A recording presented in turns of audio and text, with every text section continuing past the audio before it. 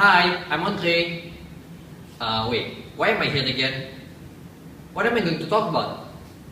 Is it. Oh, yeah! Globalization! Wait. What's the definition of it? Let's see. Oh, yeah! Globalization is a widely discussed topic. It is therefore not all easy to explain such a complicated term in simple words. Let us start from the beginning with the background to globalization. Advances in technology such as mobile phones, airplanes, telephones, and the internet have made the growth of transport and communication on networks possible. Among other things, this means people and countries can exchange information and goods more quickly and in a less complicated way. This process is called globalization. Globalization comes from the globe. It means the worldwide coming together of countries and nations. The Republic of Indonesia, Southeast Asia's largest economy and the world's largest archipelago, comprised of about 17,000 islands spanning over 5,000 kilometers along the equator between the Indian and Pacific Oceans. Indonesia has been a hub of international trade since at least the 7th century, attracting traders and foreign powers with its abundant natural resources. Home to 243 million people speaking 583 languages and dialects, Indonesia is the world's fourth most populous country behind China, India, and the United States. It is the third largest democracy and is home to the world's largest Muslim population. Once an underdeveloped agrarian economy and then one of the countries worst hit by the 1997 Asian financial crisis, Indonesia has recovered to become the world's 15th largest economy.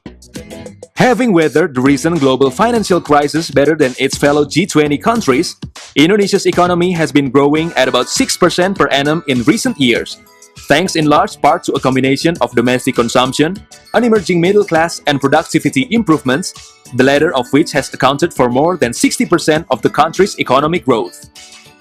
Fueled by its young population, the strong consumption habits of its expanding consumer class, its rapid rate of urbanization, and its natural resource wealth, that boom is expected to continue, allowing Indonesia to pass countries including Germany and the United Kingdom to become the world's seventh largest economy by. The modern Indonesia development has been heavily affected by the countries who were ruling the land in the past. Indonesia has always been a country filled with conquests, commerce, and religious conversions. In August 1945, 2 days after the surrender of Japan, Sukarno, and then influential nationalist leader, took the power and declared himself as president. Sukarno moved from democracy towards authoritarianism.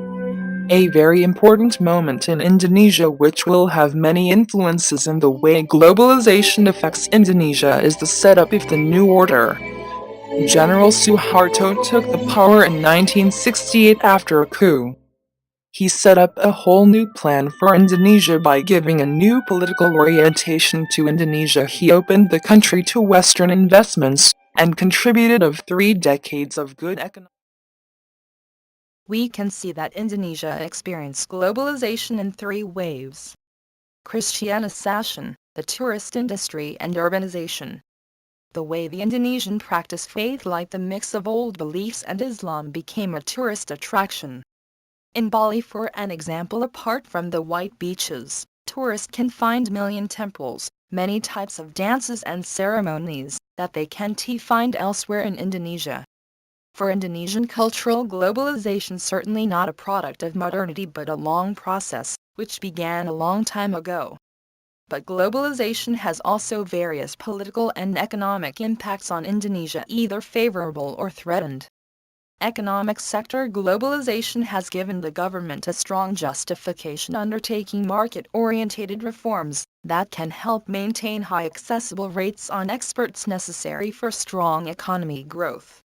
In order to remain competitive in a globalized market, Indonesia has implemented a gradual policy of liberalization should it reveal to meet requirements of different global organizations and regional ones such WTO and ASEAN. The organization of trade of goods and services to other countries give advantage to Indonesia to take market share of international trade. However, if those operate trade cause a national trade deficit, then more international companies conquer Indonesia's economy. Indonesia still has to deal with disparities resulting of globalization. The increasing percentage of income can access to the economic opportunities between different groups in the society as well as different regions, sectors and companies. Apart from that, it also resulted in the rise of smuggling goods into Indonesia. In cultural sectors, globalization has improved learning of social and cultural values, way of life and good mindset and science and technology that help other nations get developed. It will also increase the high work ethic and discipline. However, the Western values in Indonesia through the internet, television and free media widely used by the community. It will also result in the erosion of the spirit of mutual help, solidarity and care. Globalization has also impacted in the tourism industry in Indonesia. It creates job opportunities, giving more employment in the country. It also gets the country recognized globally, brings in more tourists into the country and growing demand for tourism. Apart from that, it also brings in more investment into the country, such as large multinational corporations, and decrease poverty in the nation. However, countries indigenous start to suffer as demand increases for tourism, so will the demand for countries' national resources. Hence, the indigenous population may not get there for the basic resources. Furthermore, natural resources are exploited for the use of foreigners, will also be used by the locals, as the rate of crisis increases.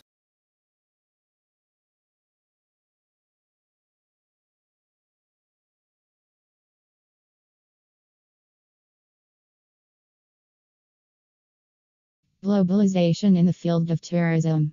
Tourism is activities that is extensive and complex and are interrelated in their interaction with other aspects that exist in human life. Various discipline or related aspects of style in the tourism, among others, economic, social, cultural and environmental.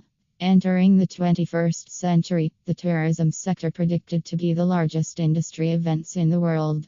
Compared with other sectors of other economies, tourism showed a steady growth and has been spared from extreme fluctuations as experienced by other industry sectors. In Indonesia, in 2001 recorded 700 million international tourists, the world with a value of expenditure of $600 billion, and estimated in the year 2020, international tourist traffic of the world will reach 1.6 billion people with foreign exchange contribution of $4 trillion. Axiom 2004. Powerful phenomenon that causes a lot of countries, regions, communities, and investors in the world will begin to look, plunge, and immerse yourself in the world of tourism. Indonesia also realize the power of this sector and continue to develop the tourism industry in the country. Multidimensional crisis that hit Indonesia since mid-1997, as well as regional autonomy since 2001, increasingly drive the need to strengthen the tourism sector as a source of foreign exchange and unifying the nation. Although the national tourism sector is still unsteady as the impact of the prolonged crises, but the potential of the tourism sector to the national economy is still great. Tourism is a very complex field, at least regarding the economic aspect, technology, cultural, ecological, and political. The island of Bali lies in the center of the Indonesian archipelago, between the islands of Java and Lombok. But to the Balinese people, their island is considered the center of the spiritual universe.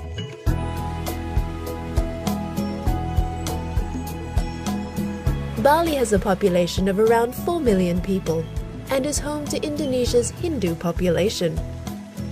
The Balinese practice the concept of Trihita Karana, which seeks to balance the human, natural, and spirit worlds. And it is this sense of harmony which makes Bali more than just a physical destination, but a complete state of mind. Most first-time visitors are drawn to the south of Bali, a region blessed with incredible beaches and world-class surf. Biggest online travel agent in Indonesia offering domestic flight reservation.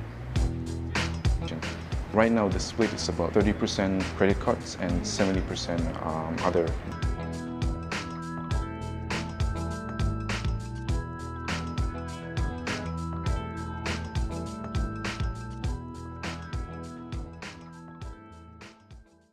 global reservation systems, standardized technologies in transport systems.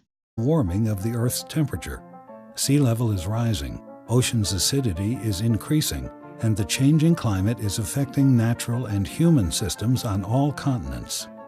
In 2009, Indonesia became the first developing country to announce a cut of greenhouse gas emissions. The biggest archipelago of the world realized its vulnerability to climate. Increasing importance of international tourism organizations. Necessity for global coordination and regulation of passenger circulation. Sustainable development and quality is the dominant idea.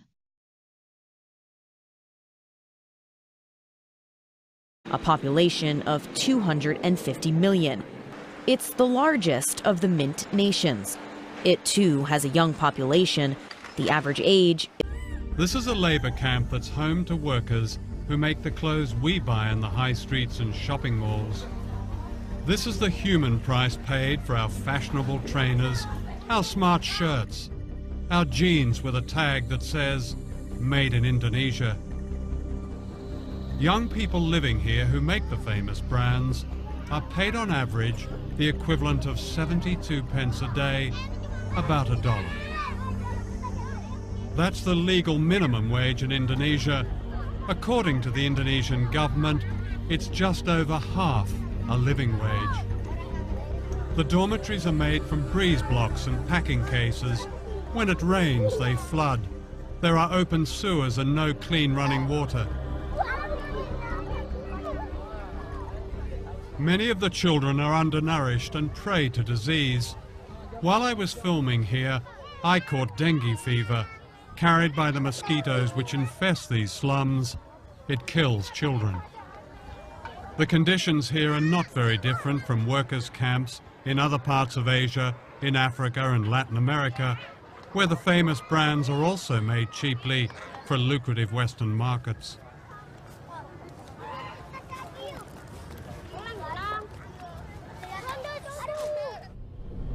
And this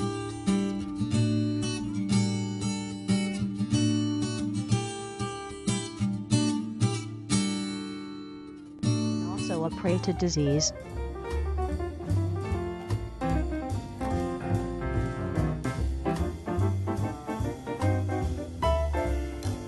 Hello Mr. Mike, maybe earlier on we have discussed on the topic globalization in Indonesia. So what can you conclude from the video, and tell us about globalization in Indonesia? In this case we can say that Indonesia has benefited from globalization. They have achieved economic growth and increase from investment, but still affected under economic fluctuation. Globalization has helped Indonesia tourism sector increase in technology and communication as well as improvement of transportation system. How can you conclude on the impact of globalization in Indonesia? Well, you need to understand the concept first. Tourism and globalization are interrelated and complementary benefit each other. Globalization is two-edged sword, which will positively and negatively impact on tourism in Indonesia. The government should monitor carefully the negative impact of globalization. Last but not least, can you conclude what are the future strategy to improve Indonesia tourism and this globalization era? Well, Indonesia has drafted tourism strategy and future by propose a variety of a long-term strategy in planning, investment, research, and development to create a competitive tourism. Thank you very much Mr. Mike. And thank you for all of you guys for watching this video, and we hope our presentation gives you something valuable for your future.